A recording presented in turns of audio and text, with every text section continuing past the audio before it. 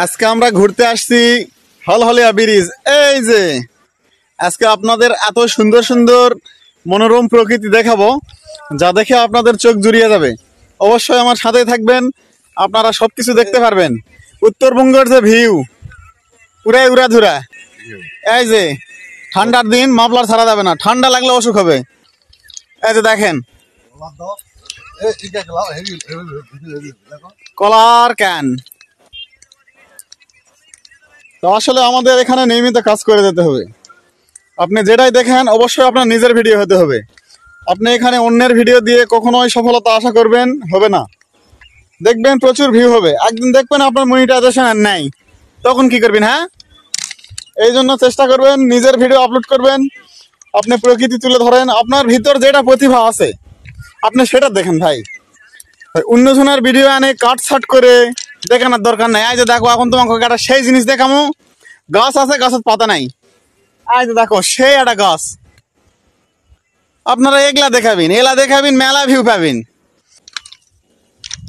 আমি কিন্তু খাস বাংলা ভাষায় কথা কছি ভাই, তোমাকে যদি বুঝতে সমস্যা হয় আমার তাতে কোনো সমস্যা নাই। এই যে দেখো গাছ আছে পাতা নাই, মরে গেছে তাও দাঁড়ে আছে। আমার সাথে থাকো, আরো মেলা জিনিস দেখা পাবেন, আরো অনেক ভালো ভালো কথাও শোনা পাবেন। এখন দেখো তোমাকে দেখামো এর লাইন কিন্তু সোজা দেখেছেন, রেল লাইন কিন্তু এতদিন তোমরা সোজা দেখেছেন, আজকে ব্যাঁকা দেখামো তোমাকে। ব্যাঁকা দেখিন ঘুরে চলে গেছে এইভাবে। এই যে দেখো, এই যে এর থেকে সোজা যায় ঘুরে ব্যাঁকা হয়ে ওই দিকে চলে গেছে।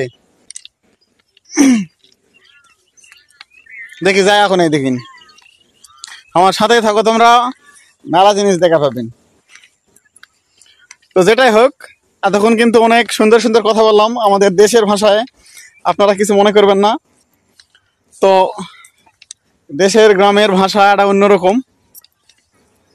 আমরা জয়পুরহাটের ছোল, আমার জয়পুর আমার ভালোবাসা, যার যার এলাকা তার কাছে অনেক প্রিয়। দেখছেন কত সুন্দরভাবে এখানে ইয়া হচ্ছে, খেজুরের রস লাগায়।